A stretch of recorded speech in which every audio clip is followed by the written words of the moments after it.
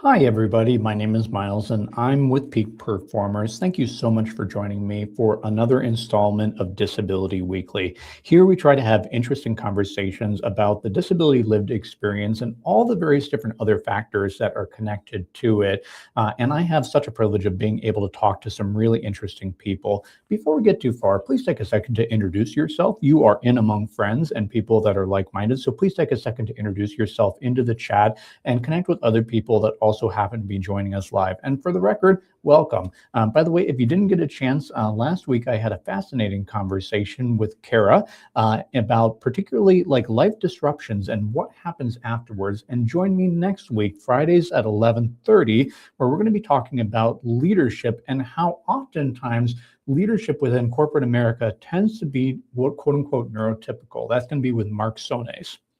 Anyway, today I'm so excited to have a conversation that is honestly something that's a little bit outside my experience level, but that's why we have these conversations, is with Kate Delver. And imagine for me a second where you are an individual with a learning disability. You've had this part about your brain that's been unique for a long time, and all the way throughout going through school, you've had a variety of different teachers and parents that have been able to help you self-advocate to be able to get access to the accommodations that you need to be successful in the classroom. Imagine, for example, that you just have a fairly innocuous one, such as a little bit more time to be able to do tests. So you're going all the way through K through 12 and maybe even college, getting these adaptations to the school environment. And then all of a sudden, one day you graduate and you get into the workforce and you realize this is a totally different ballgame. Instead of various different guaranteed options for accommodations, now we are involved in an interactive process. This is the example that I like to throw to you as we start to explore what Kate Delver calls the cliff, as we explore the experience of going from education into the workforce and why so many people experience a cliff with being able to make that transition. Without any further ado, Kate, welcome on. It's so good to see you. Hi, Miles. Thanks for having me here. Well, I'm so glad to see you. And real quick, Kate, give us a quick introduction to who you are and what you're all about. Yeah, thank you. My name is Kate Delver, and I recently started my company called Enlightened Compass, offering organization development services.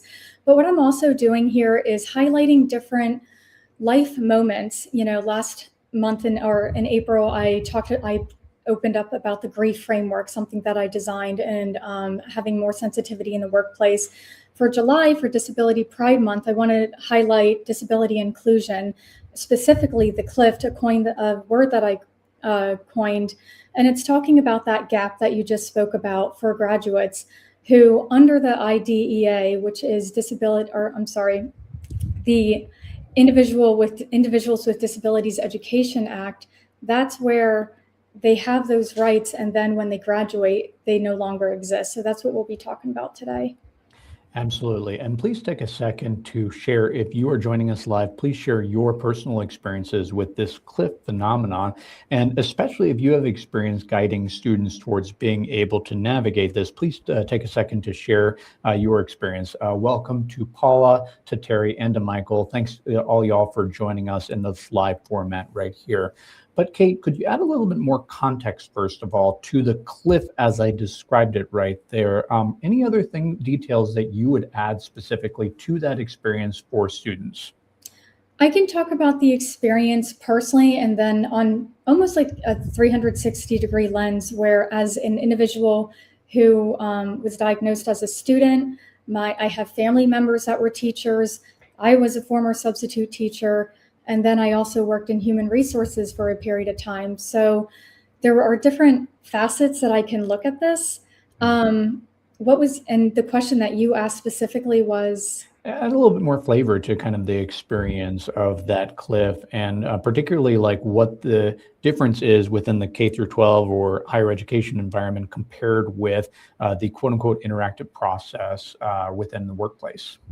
Yeah, personally, and then also, as a substitute teacher, primarily with special ed, I got to see the process being very interactive. Parents, teachers, student. And so there would be meetings periodically, whether it was, always at the beginning of the year, usually a mid-year checkup and then end of year, and looking into what worked well, what didn't, and what do we need to keep, what needs to change, anything modified. And it's also teaching the student from a young age how to verbalize what their needs are and being able to express and articulate those feelings that they were feeling in real time in the classroom, to be able to say, you know what, when this happened in the classroom, it made me anxious, or I'm having trouble focusing because the fluorescent lights are too bright. Maybe I can sit, somewhere else in the room. So just ergonomically, even different tips and tricks that worked for that student to be successful. And I can personally say that when I entered college, I struggled in the classroom, and I was fortunate enough where my community college offered a virtual option. And when I switched over, I was shocked by how successful I was, just being able to control even my environment settings. Hmm. Yeah, and it really comes down to personal experiences like that. And I think it's so important to point out too that every special education student, every student that's receiving an accommodation, it's going to look different for them. We like to say within the autism community that if you know one person with autism, you know one person with autism. And I think the same can be said for just about any disability that's there under the sun. My experience with hearing loss is going to be totally different than many other people who also experience hearing loss as well. However, it is important to kind of back up for a second, because a lot of times the most vocal advocates around special education are parents. And a lot of times the most vocal advocates for disability accommodations are those who receive disability accommodations themselves. So just to ask the blunt question here, why should a general audience care? I'm glad you asked that, because as you said that, I was thinking of some of my nonverbal students when I was not, or when I was substituting. But on a general level, why should people care who may not have children or know somebody with a disability? Is over 25% of the population has a disability. Some people will evolve and eventually have one, whether it's a car accident or with natural aging, or like a life incident. So that's why it matters, is everybody, even if you're not currently receiving ADA accommodations, you should still at least be familiar with the process and the resources that exist. Jaren Network is my favorite. I know other guests in the past have spoke about Jaren on your platform as well. That's a wonderful resource. And so people who may not be receiving accommodations now may want to familiarize themselves just to know, like, what is there. Or maybe they might learn something about themselves where they didn't realize, oh, I didn't know this was even, I thought this was a me thing, or I didn't realize this is a general, a disability, other issue of concern that other people are experiencing too. What I would add to that is that we all know somebody with a disability in our life. Even if we personally don't experience it, we have somebody in our life. And I would challenge you, because when you consider the full scope of the ADA, we're talking about autism, we're talking about ADHD, we're talking about somebody with a learning disability like dyslexia. We're talking with somebody that has only one leg. We're talking about somebody that's a wheelchair user. We're talking about somebody like me with hearing loss.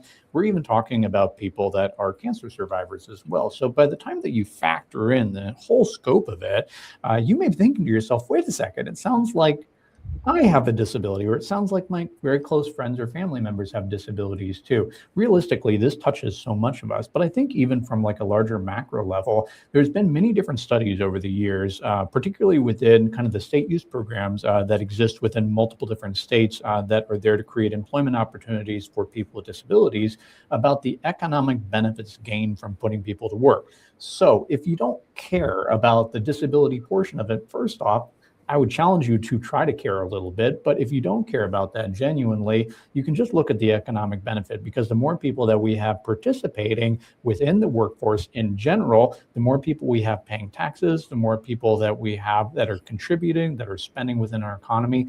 Like, this just kind of goes around. However, that must start with education, right? Like, if we don't offer people a good quality education that's adapted to their unique learning styles, then they can't really be prepared to be able to enter the workforce. I'm done with my soapbox, I promise, and stuff, but I do feel very strongly about this, that disability affects all of us. And it's something that we should all be very, very closely concerned with. However, I want to back up a little bit and ask you a question here and ask, why does this happen? So talk a little bit more about the friction that happens going between K through 12 or higher education, and then kind of going into the workplace. Like, what's some of that friction like? Yeah, the why mainly has to do with these are different laws, and so they're falling under different buckets or category. IDEA, Individuals with Disabilities Education Act, is only applicable for students ages 3 through 21. And then if they do go to college or vocational school, that's ADA Title II, that's higher ed. And so that will cover those students, public colleges, universities, community college. There are some that are exempt from those protections, which would include religious schools or private schools. But in general, just talking about for students in the public sector, they are also engaging in dialogue with their professors and the disability specialist, the DSO, the Disability Services Office at those institutions. And so there's this linear process of whether they got diagnosed in elementary school, middle, or high school, or even as a young adult who went back to school and they recently had an evaluation and they discovered, I'm going to need accommodations in high school or in college. They're legally protected. The CLIFT, as you mentioned, is like once they leave the university or the institution, then we're talking about a different law and different protection, or it's still under the ADA, but this is Title I, and this is applicable only in the workplace. And it's also only applicable for certain workplaces. Small businesses are exempt. Mm-hmm. So there's this, what's not happening is there isn't this seamless transition where the protections that they were legally carrying and had are not being transferred over. And when they do try to carry that over by engaging with their employer, requesting ADA, there's things that are happening on that side that is where the drop-off is happening, unfortunately. So much of this comes down to self-advocacy for me, because like it or not, realistically, a lot of this experience comes down to your willingness and ability to successfully advocate for yourself, which is a very specific skill, because oftentimes your employer may have outdated or they may be scared of people with disabilities. Maybe they are falling back off of a very process-heavy kind of approach where they're like, I have to just stick to the process. You might even be encountering a hiring manager that has no formal HR training, but rather they were promoted as an individual contributor into the role. And so they're going, accommodations, what's that? Like they don't have any kind of knowledge. And so we go from this structure where it's more or less like guaranteed, like this is something that is available if you identify as a person with a disability. And oftentimes you have a parent that's helping you advocate, helping you kind of get the adaptations that you need, to all of a sudden going to doing that yourself. And approaching an employer, oftentimes the employer has to engage with you in a reasonable accommodation process and an interactive one. However, what does that mean, right? Like, what does that actually mean and how do I go about that? So I guess from just a self-advocacy perspective, what do you advise people towards? Like, what does that look like for making that shift? That's a good question. And I know in our past conversations, we didn't really talk about that for some of the individuals who may not be as autonomous with those conversations and may need a little support or may need, a second person with them, similar to bringing someone to the doctor's office with you when you just need that second sounding, board of navigating some, those conversations or taking in a lot of information. I would say, people who are comfortable, like myself, navigating those things. And I was fortunate where, again, I got diagnosed young, but I also I have a minor in labor law. So I'm just familiar with the systems and processes. But for the individuals who aren't, and I'm still going back to thinking about some of my special ed kids who I loved substituting for, as who age out, who have attend their 13th year and are 21 years old, I believe a lot of them have case managers or social workers.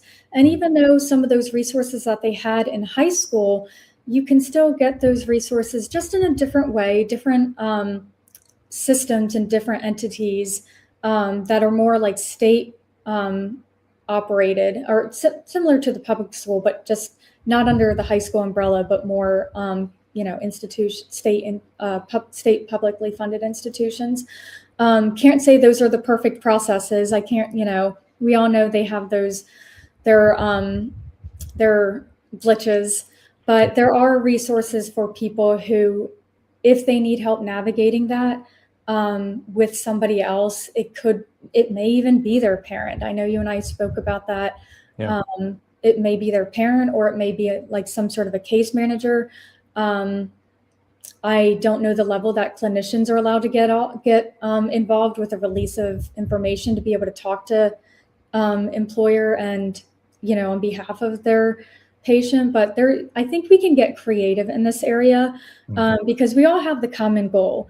We want this individual to work, whether it's a part-time job or whether it's a full-time job. We want this person to be successful with their autonomy at whatever capacity that they are willing and able to do. Absolutely. And by the way, I will drop a link in the article. So in case you are advising students around self-advocacy and what to do when they get out, please reference that. It's something that I've put together that kind of pulls in multiple different perspectives from HR, but hopefully it is useful for you, and please share it with a student that you know that is going to face this cliff in the near future. I did want to give a shout out to Dr. Sue. Thank you, Dr. Sue. As a career counselor for students with disabilities in higher education, my observation is that students K through 12 were not prepared for college, and this often resulted in dropping out. On the other side, students in higher education often had the challenge of accommodation in classrooms because professors were resistant due to a lack of knowledge with the ADA. And I think that resistance is a common theme, unfortunately. Like there is, would you agree like that there is always going to be some level of resistance? I don't want to use the umbrella term always, but I did,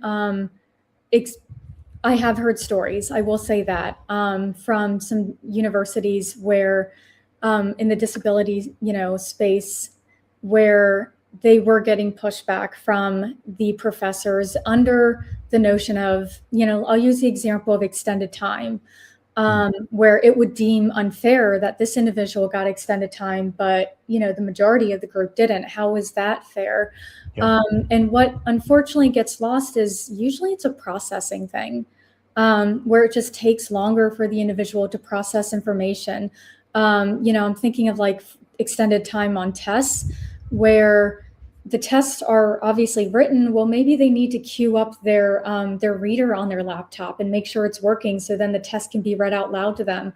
I'll be honest, I had my tests in high school proctored for me, where I had my teacher sitting with a different teacher sitting with me and reading my test out loud, because having, just hearing it, but while I'm looking at the words, translated better for me. Whereas if I'm reading it, on my own, it's very jumbled in my head. So that's an example of sometimes the professors just, and maybe they're probably not taking courses on that when they're going to school. They're taking courses on their field of study. So maybe what, to her point, what that could look like is having, maybe annual training, like a 1-hour webinar annually, for professors to know like what the ADA is and how to honor some of these recommendations that are being advised for the students for them to be successful in the classroom.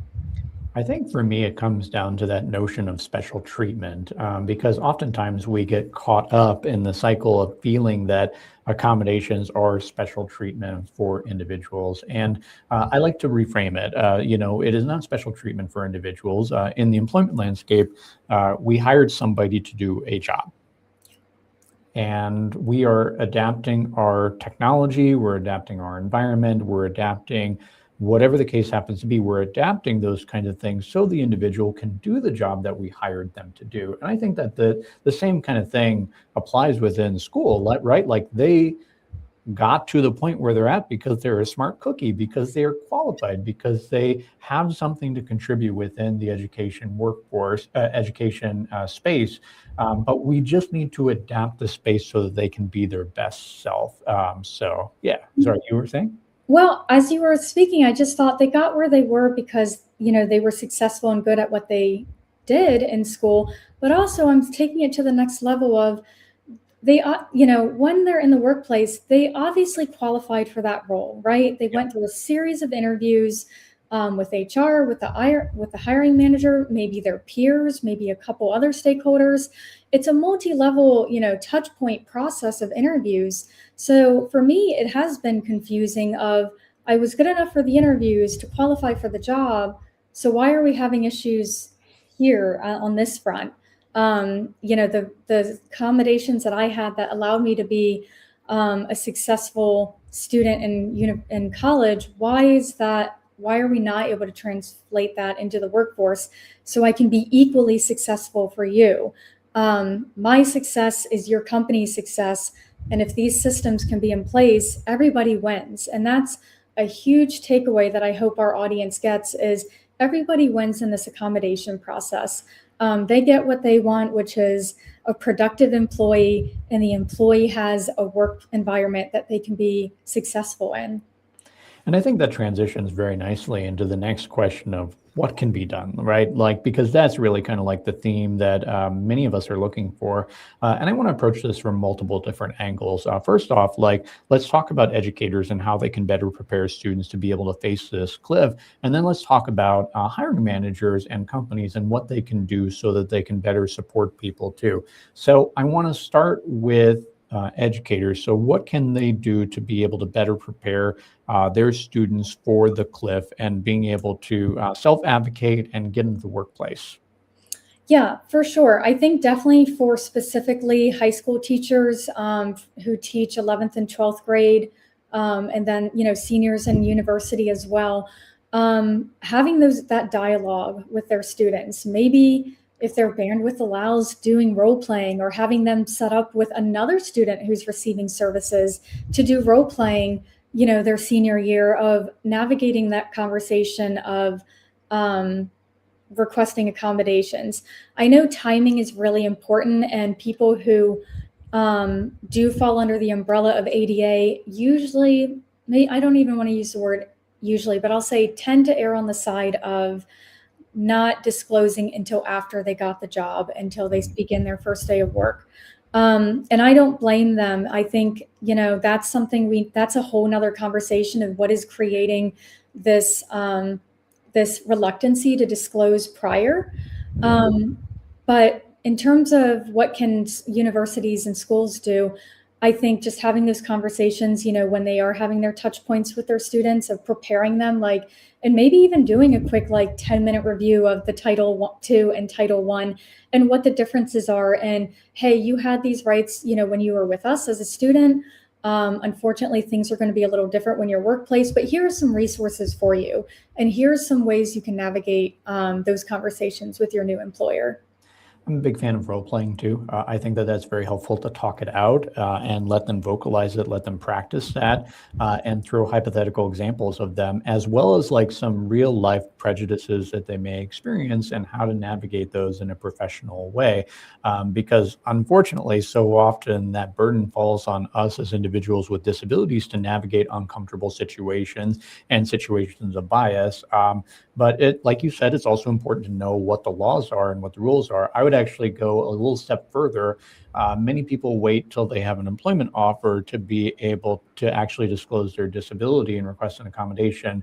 What I will say is I see many people wait too long. They wait until there's a performance problem before they finally disclose a disability. And at that time, they've oftentimes done a lot of reputational harm to themselves, and their manager may be looking for a reason to let them go. Again, shouldn't be this way, but I think that what I would add too from the employer's side, because let's back that up. The goal here is to put people to work and to be able to empower people that you hired to do the job that they were hired to do. I think for me, the biggest thing that can be done is one, focus on people, not process. Process matters, but we have to recognize the people that we are trying to support with doing this. And the secondary thing that I would recommend to anybody is try to sorry, brain fart. I can tell it's a Friday, right? My brain starts going and then my mind catches up. I think that the second part for me is trying to extend offers of accommodations to all individuals. And that might not necessarily be kosher, for example, saying the word disability with your particular HR team. But I think that there are different ways that we can do it so that the onus doesn't fall only on the job seeker or the recently hired employee to be that person that is requesting adaptations to their environment. If you're looking for some sample language to use, something that you might want to try on for a fit is there anything that we can do to adapt our technology, workspace, or environment in order to be able to better suit your work style? I didn't say disability in there. I didn't say accommodations anywhere, but the invitation is still there for the individual to come forward and to request something. And that just makes it so that it's less of them feeling like they're being a pain in the butt, that they are being an exception and a special case. Instead, they are just asking for what they need to be able to do the work that they did. But what else would you add for like employers so that they can actually try to ease this transition a little bit more? Yeah, I want to answer that question as I want to take a step back where we were talking about the role playing, because as I said that out loud, I'm also thinking I don't want to put all this responsibility on the school. They have big caseloads. They're seeing a lot of students. They're really busy. They are probably putting in overtime most of the time. These counselors can also encourage the role playing and practices with a family member. So that can also happen, not just at school, but also like at home on the weekends. Family members and and their students, whether it's a nephew, niece, child, cousins, they can be having those role playing outside of the classroom as well, just so the student can get that practice in. To answer your question about what else can employers be doing, I do think it's as I was thinking about this last night, a lot of the managers that I had in the past did not major in HR and leadership, in business. They had completely different occupations. And I can't tell you how many times I've heard, whether at my workplaces or just at networking events, I accidentally fell into HR. And my spidey senses kind of go off where I'm thinking, if that's the case, then what type of workshops and trainings did you receive that familiarized yourself with these laws and these compliances beyond just like, reading what's in the policy handbook? So I think it is coming back to having more trainings and just educational moments on that. And similar to with professors, that should be or on an annual basis as well, because labor laws change. I'm lucky enough where with my my certification with the Human Resources Institute, I have access to receive webinars, and I can get those annual updates on what's changing statewide, or I'm sorry, nationwide. So I think the same should be said for the employer as well. Yeah, education, and it comes down to that. I would say that if you are an employer right now, and you happen to be joining us, welcome, and you have an employee that recently disclosed a disability and/or is requesting an accommodation, start your search with the Job Accommodation Network or askjan.org. That is a fantastic starting point to be able to just understand a little bit more about what accommodations are and all the different ones that are available, as well as be able to help brainstorm with that individual what they might need, because it's important to know that accommodation needs change over time, and people don't always know exactly what they need, especially if they recently got diagnosed or they've had some kind of change within their body that has necessitated the need for a brand new accommodation as well too. Well, Kate, I've enjoyed our conversation, but real quick, what are you working on and how can people get connected with you? Yeah, if you don't mind, can I add one more other Please. suggestion for employers? I I can understand that, education, training, workshops, that takes time and their bandwidths are low and thin, just like just like professors, just like counselors. So the other thing that I'm thinking is just naturally having that fluid dialogue, and we don't, some just setting policies and procedures aside and just having that human connection with the employee who's coming to you in this vulnerable state, asking, a unique request. And I love your suggestion of just having it organically be part of the onboarding process of, is there anything in your workplace environment that we can change, or scheduling, flex schedule? What does that look like? What does that mean for you? And just kind of, it's okay to deviate sometimes from like this rigid policy and procedures, and just setting that aside and just organically talking to the individual and seeing where they're at and what can you do to meet them. I know cost is a concern for employers. That's another topic that I would love to talk about. There's so many resources out there that can help employers on that front. If we have time, we can talk about that. But in terms of what I'm up to, so for Disability Pride Month, which starts in July, I have a couple of events going on that I'm getting ready to launch. I'm so excited about. On July 14th will be a fireside chat, and then the following Tuesday will be July 21st, and that's a morning, late morning workshop, 2.5-hour workshop. Both are with a disability specialist and with a consultant who I've known for many years, since 2014. And so we'll be co-facilitating that workshop together, and audience will be able to attend the fireside chat on July 14th, which is essentially serving as a prerequisite. Similar to what you and I talked about today, we're going to go a little bit deeper and talk more on the technical side of things. And then that will lay the groundwork for attendees who want to attend the 2.5-hour workshop the following Tuesday. That sounds fantastic. Well, do make sure that you do connect with Kate and join us next week for another episode of Disability Weekly, where we're going to be talking about what I'm calling the neurotypical crown, or why it is so often that neurotypical individuals are people within positions of power within corporate structures. That conversation is going to be with Mark Sones. So please join me next week, Fridays at 11:30 Central Standard Time. I want to thank everybody that joined us live. And thank you, Kate. I appreciate you coming on. It's been an absolute pleasure. Bye for now, and we'll see you next week.